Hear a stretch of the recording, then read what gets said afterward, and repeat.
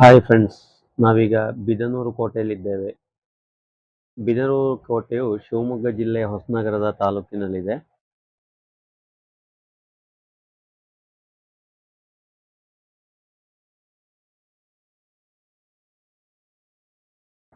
ಈ ಕೋಟೆಯು 16ನೇ ಶತಮಾನದಲ್ಲಿ ಶಿವಪ್ಪನಾಯಕ ಎಂಬ ಅರಸನಿಂದ ನಿರ್ಮಿಸಲ್ಪಟ್ಟಿತು.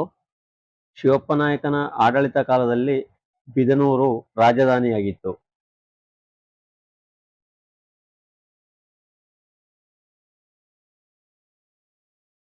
ಈ ಕೆರೆಯನ್ನು ರಾಜ ಪರಿವಾರದವರು ಸ್ನಾನಕ್ಕಾಗಿ ಉಪಯೋಗಿಸುತ್ತಿದ್ದರು. ಕೋಟೆಯ ಮೇಲಿನಿಂದ ಸುತ್ತಮುತ್ತಲ ಪ್ರದೇಶ ಬಹಳ ಚೆನ್ನಾಗಿ ಕಾಣಿಸ್ತಿದೆ. ಕೋಟೆಯ ಒಳಗಿನ ಹಸಿರು ಹುಲ್ಲು ವೆಲ್ವೆಟ್ ಹಾಸಿದಂತೆ ಬಹಳ ಸುಂದರವಾಗಿದೆ.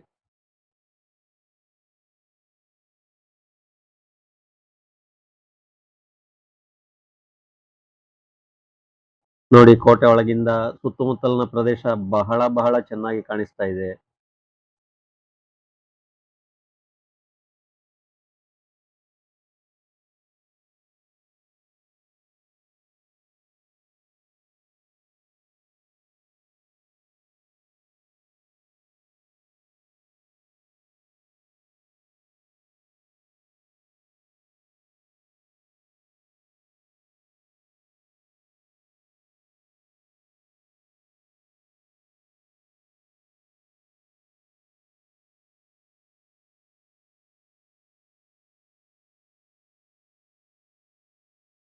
ನಾವೀಗ ಕೋಟೆಯ ಮೇಲ್ಭಾಗಕ್ಕೆ ಹೋಗ್ತಾ ಇದ್ದೇವೆ.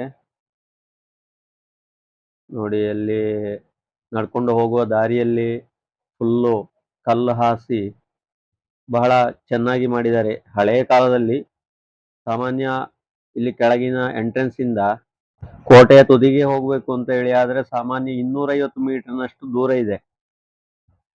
ಸ್ವಲ್ಪ ಏರ್ತಾ ಹೋಗ್ಬೇಕು, ಅಂದ್ರೆ ಹತ್ತಿಕೊಂಡು ಹೋಗ್ಬೇಕು. ಕೋಟೆಯ ಹಲವು ಭಾಗದಿಂದ ತುಂಬಾ ದೂರದವರೆಗೆ ಕಾಣಿಸ್ತದೆ.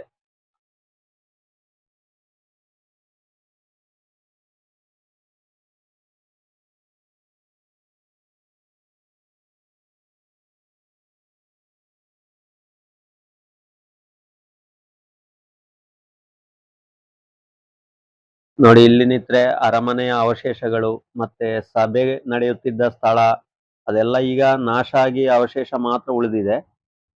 ಸೈನಿಕರು ಕಾವಲು ನಿಲ್ಲುತ್ತಾ ಇದ್ದ ಪ್ರದೇಶಗಳು ಎಲ್ಲ ಕಾಣಿಸ್ತವೆ. ಕೋಟೆಯ ಸುತ್ತ ತುದಿಯಲ್ಲಿ, ಅಂದ್ರೆ ಟಾಪ್ ಅಲ್ಲಿ ತುಂಬಾ ಗಾಳಿ ಬೀಸ್ತಾ ಇದೆ.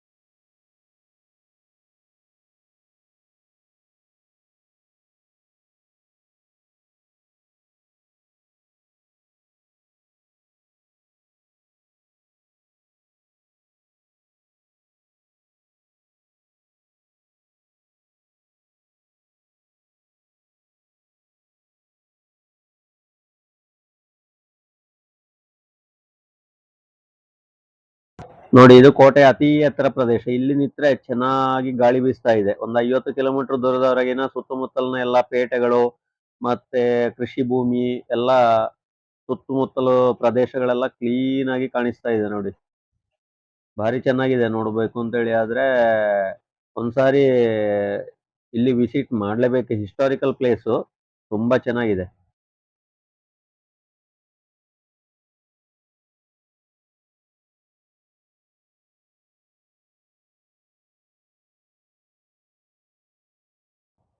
ನೋಡಿ, ಇನ್ನು ಇಲ್ಲೆಲ್ಲ ನೋಡಿ ಆಯ್ತು. ಇನ್ನು ನಾವು ಕೋಟೆ ಕೆಳಗಿನ ಭಾಗಕ್ಕೆ ವಾಪಸ್ ಬರ್ತೇವೆ.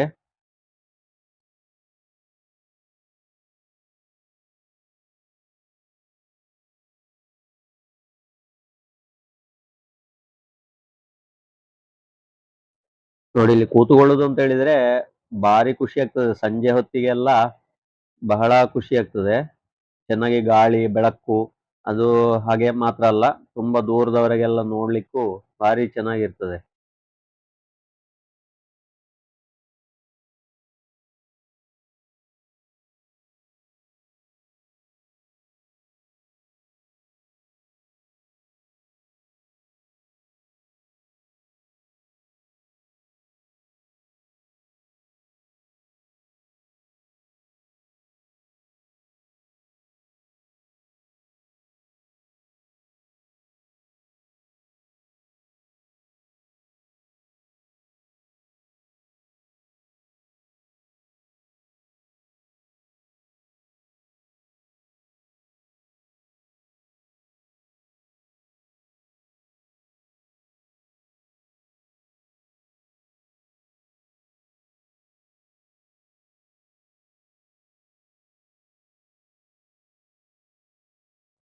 ಹಾಗೆ ನಾವು ನೋಡಿ ಕೋಟೆಯ ಕೆಳಗಿನ ಭಾಗಕ್ಕೆ ಬಂದಿದ್ದೇವೆ. ಇಲ್ಲಿ ನೋಡಿ ತುಂಬಾ ಎತ್ತರದ ಗೋಡೆ, ಮತ್ತೆ ಭಾರಿ ಸ್ಟ್ರಾಂಗ್ ಆದ ಹೆಬ್ಬಾಗಿಲು ಮಾಡಿದ್ದಾರೆ ನೋಡಿ ಕೋಟೆಗೆ. ಬಹಳ ಹಿಂದಿನ ಕಾಲದ್ದು. ಒಂದು ಹೆಚ್ಚು ಕಮ್ಮಿ ಹೊರ ಆವರಣ ಗೋಡೆ ಒಂದು 20 ಫೀಟ್ಗಿಂತಲೂ ಜಾಸ್ತಿ ಎತ್ತರ ಇದೆ. ಹಾಗೆ ಫ್ರೆಂಡ್ಸ್ ಎಲ್ರೂ ಒಂದ್ಸಾರಿ ಈ ಪ್ಲೇಸ್ ಅನ್ನು ನೋಡ್ಬೇಕು. ಮತ್ತೆ ಭಾರಿ ಚೆನ್ನಾಗಿದೆ. ನಮ್ಮ ವಿಡಿಯೋ ಇಷ್ಟ ಆಯ್ತು ಅಂತ ಹೇಳಿದ್ರೆ ಲೈಕ್, ಶೇರ್ ಅಂಡ್ ಸಬ್ಸ್ಕ್ರೈಬ್ ಮಾಡಿ ಪ್ಲೀಸ್. ಬಾಯ್ ಬಾಯ್.